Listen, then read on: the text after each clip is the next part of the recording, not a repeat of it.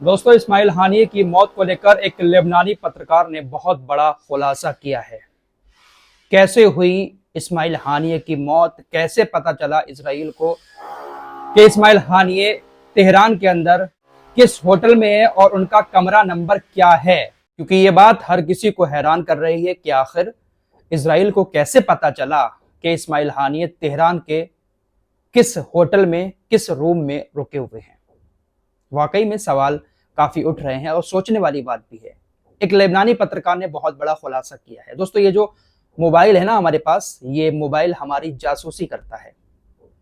हम क्या सोच रहे हैं, क्या हमारे दिल में चल रहा है, इस मोबाइल को सब कुछ पता रहता है। क्योंकि हम जो कुछ सोचते हैं, हम आगे कुछ प्लान करते हैं, तो सब कुछ हम इसी मोबाइल पर पहले सर्च करते हैं। तो इस मोबाइल को सब कुछ पता है। इस मोबाइल के अंदर जितने भी सॉफ्टवेयर हैं, जितने भी एप्स हैं, वो किसी ना किसी के तो हैं ना। हम जो कुछ भी एक्टिविटी कर रहे हैं, उन एप्स को बनाने वाले को सब पता रहता है। मिसाल के तौर पर व्हाट्सएप ले लो। व्हाट्सएप पर हम जो कुछ भी लिख रहे हैं, जो कुछ भी सेंड कर रहे हैं, व्हाट्सएप ऐसी गारंटी लेता है कि ये सिर्फ आपके और सामने वाले यूजर के बीच है। लेकिन इतना तो हर कोई समझदार है कि जिसने व्हाट्सएप को बनाया है उसके पास तो हमारा सारा डेटा मौजूद होगा ही। भले ही कितना भी हमारे और सामने वाले के बीच जो चैटिंग होती है वो प्राइवेट रहे, लेकिन व्हाट्सएप बनाने वाले को, व्हाट्सएप के सीईओ को सब कुछ पता रहता है। तो इस मोबाइल के जरिए हमारी सारी डिटेल सामने वाले को मिल रही है। ऐसा ही कुछ इस्माइल हानिये के केस में भी बताया जा रहा है। लेबनान के एक पत्रकार हैं जिनका नाम है मनियर। इन्होंने एक बहुत बड़ा खुलासा किया है। इन्होंने खुलासा किया कि इजरायली खुफिया एजेंसी ने इस्माइल हानिये के मोबाइल पर स्पाईवेयर वाला एक खुफिया मैसेज भेजा। अब हो सकता है कि आपके दिमाग में सवाल आए कि फराज भाई, इस्माइल हानिये का नंबर इजराइल की खुफिया एजेंसी के पास कहां से पहुंचा। मेरे दोस्तों, पहले ही आपको सब कुछ बता चुका हूं शुरू में ही कि हमारी सारी जानकारी इन एप्स को है। हमारे पास कौन सा नंबर है, हम क्या क्या कुछ कर रहे हैं, इन सबको मालूम है। मेटा के जो मार्क जुकरबर्ग है ना, इनको सब कुछ मालूम है कि व्हाट्सएप पर कौन कौन एक्टिव है, कहां कहां पर वो जा रहा है, सब कुछ इनको मालूम है। तो इजराइल की खुफिया एजेंसी ने इस्माइल हानिये के नंबर पर स्पाईवेयर वाला एक व्हाट्सएप मैसेज भेजा। वो व्हाट्सएप मैसेज इस्माइल हानिये के मोबाइल पर जैसे ही पहुंचा, इस्माइल हानिये के मोबाइल में एक खतरनाक सॉफ्टवेयर एक्टिवेट हो गया। इस्माइल हानिये के मोबाइल में जैसे ही वो सॉफ्टवेयर पहुंचा, इस्माइल हानिये की सारी डिटेल इजराइल की खुफिया एजेंसी के पास आना शुरू हो गई। व्हाट्सएप के जरिए कथित तौर पर ऐसा खुलासा एक लेबनानी पत्रकार ने किया है कि व्हाट्सएप के जरिए उनकी सारी की सारी लोकेशन इजराइल की खुफिया एजेंसी ने ट्रैक की।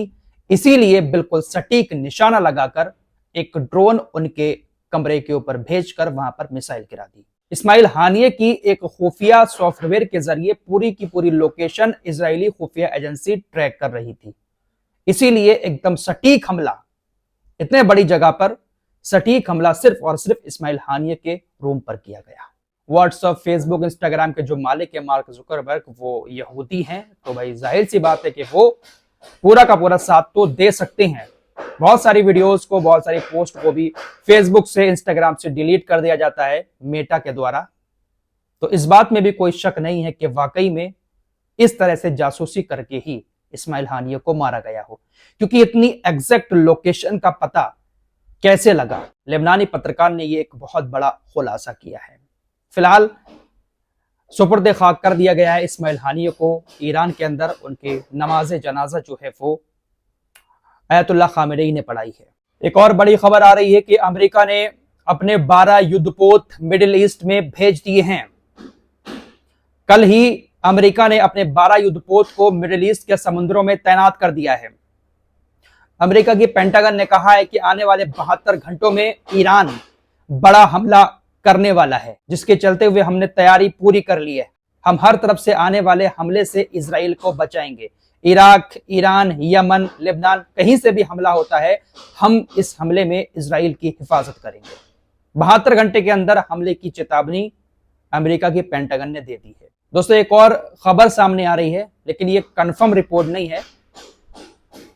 ईरान के जो कमांडर हैं अमीर अली हाजीजादे, उनको भी मारने की खबर आ रही है, लेकिन ये कंफर्म रिपोर्ट नहीं है। मैं आपसे पहले ही कह दे रहा हूं लेकिन हाँ, खबर आई है ऐसी कि तेहरान में जब हमास के नेता की हत्या की गई, उसके कुछ घंटों के बाद अमीर अली हाजीजादे को भी मार दिया गया है। और ऐसी खबर आ रही है कि इनको सीरिया के दमिश्क में मारा गया है, लेकिन अभी इस खबर को मैं पूरी तरह से कंफर्म नहीं कर रहा हूं। इस्माइल हानिये की कल हत्या के बाद ईरान ने संयुक्त राष्ट्र में कहा, ईरान इजराइल के खिलाफ एक विशेष अभियान चलाएगा। हत्या की प्रतिक्रिया वास्तव में एक कठिन विशेष अभियान होगा जिसका उद्देश्य अपराधी में गहरा पश्चाताप पैदा करना होगा। संयुक्त राष्ट्र में ईरान के दूत ने साफ कह दिया है कि इसका पलटवार किया जाएगा। इस्माइल हानिये की शहादत के बाद उनके बेटे ने कहा कि मेरे वालिद का खून गाजा के बच्चों या उनके लोगों के खून से ज्यादा कीमती नहीं है और हमारे आंसू शहीदों की माताओं और बच्चों के आंसुओं से ज्यादा कीमती नहीं है।